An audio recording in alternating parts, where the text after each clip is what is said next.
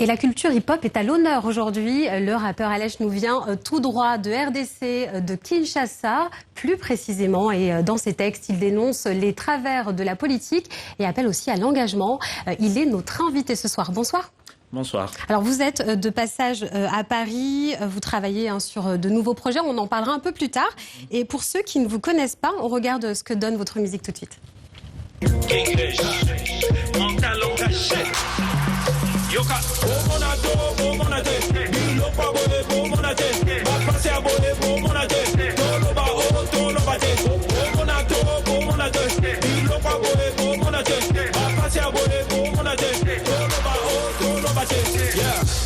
Bayaya banchofa bozala mopoli bodula kofingawa lokola bozanga baboti naloba te nayemba te oh aleshango munoko tala biloko boye.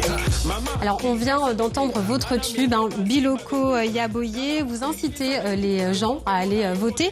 Ce tube il est sorti juste avant les élections de décembre dernier.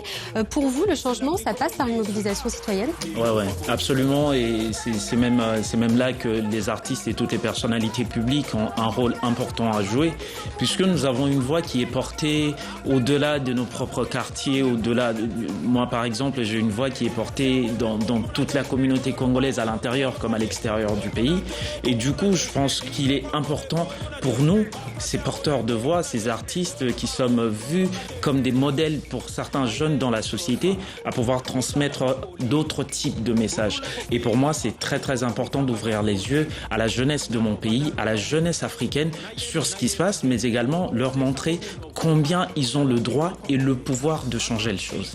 Alors le droit et le pouvoir de changer les choses, justement, comment vous voyez l'évolution de votre ville, Kinshasa? Voilà, Kinshasa a ses difficultés, un très grand potentiel, mais le modèle de gestion qui est en place ne manque pas de couac. Et voilà pourquoi il est très important, surtout que l'administration a été renouvelée, que les citoyens de l'Afrique, vivant principalement dans cette ville, cette mégapole de 12 millions d'habitants qu'on appelle Kinshasa, sachent comment exiger de la redevabilité. Parce que le souci, c'est ça. Parce qu'il y a des personnes qui sont élus, qui occupent des postes et qui se déconnectent pratiquement de la réalité au lieu de pouvoir rendre des comptes. Et la reddition de comptes, quand ces personnes-là qui sont au sommet de l'État ne le font pas, il est du devoir du citoyen d'exiger. Parce qu'au fait, le citoyen ordinaire, c'est celui qui porte d'autres citoyens ordinaires à certains postes de responsabilité. Et vous parlez aussi d'exiger, mais aussi d'agir. Vous vous décrivez comme civiquement engagé. Vous pointez du doigt notamment l'insalubrité de Kinshasa subie par les Kinois. Et donc vous dites que chacun peut agir à son niveau. Qu'est-ce que vous faites avec l'ONG Mental Engagé ? Voilà, avec l'association Mental Engagé, ce qu'on essaye de faire, c'est de produire justement d'autres artistes, mais qui ont beaucoup moins de visibilité, mais qui ont du contenu, soit socialement, soit politiquement engagé. Parce que nous le savons, il y a très peu de promoteurs qui mettent l'argent sur ce type d'artistes, vu tous les risques. Vous savez, la prise de parole n'est pas tout le temps garantie là d'où on vient, sans vouloir faire une mauvaise carte postale, c'est une réalité que l'on vit. Alors nous sommes décidés avec les petits moyens que nous arrivons à mobiliser, de pouvoir également produire d'autres artistes, d'autres étoiles pour pouvoir diffuser des messages positifs dans nos communautés. Voilà principalement ce que l'on fait. Et il est très important de pouvoir mentionner que à partir du mental engagé, par exemple, nous avons créé d'autres structures des jeunes, d'autres programmes, à l'exemple du Community Service Day, par exemple, qui est un programme incitant les jeunes au volontariat et au bénévolat pour pouvoir résoudre quelques soucis communautaires. Une fois par mois, ils descendent dans la communauté pour pouvoir résoudre les problèmes qui persistent, mais qui peuvent être résolus finalement si tout un chacun se mobilise. Voilà, et alors, surtout. On va tout de suite écouter un nouvel extrait de l'un de vos tubes, Oa Metema Mabé.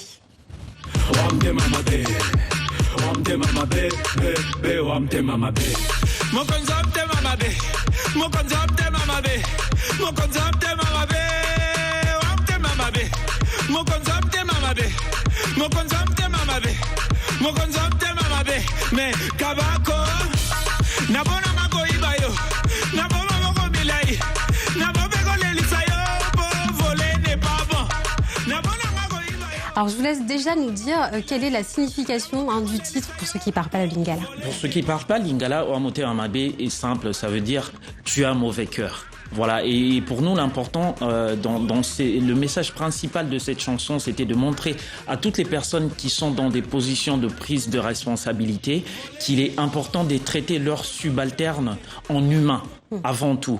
Et traiter en humain, ça veut par exemple dire payer ses employés au moment convenu, chose qui n'est pas toujours faite. Et puis par exemple, là, nous écrivions ces morceaux en pensant par exemple à ce citoyen congolais qui travaille pour certains expatriés qui sont devenus intouchables dans notre pays et qui traitent leurs travailleurs sans que l'État ne protège ces travailleurs-là. Je ne citerai pas de nationalité ici, mais tous ceux qui arrivent à Kinshasa savent qu'il y a certains opérateurs économiques, par exemple, certains tenanciers de sociétés qui traitent leurs employés de manière inhumaine. Et malheureusement, l'État prend plutôt le parti de ces personnes-là plutôt que de protéger les populations congolaises qui sont au service de ces personnes. Donc finalement, c'est ce que vous dénoncez dans ce morceau. Alors vous êtes de passage à Paris, vous travaillez sur plusieurs projets en ce moment. Qu'est-ce que vous pouvez nous dire sur justement les projets en cours?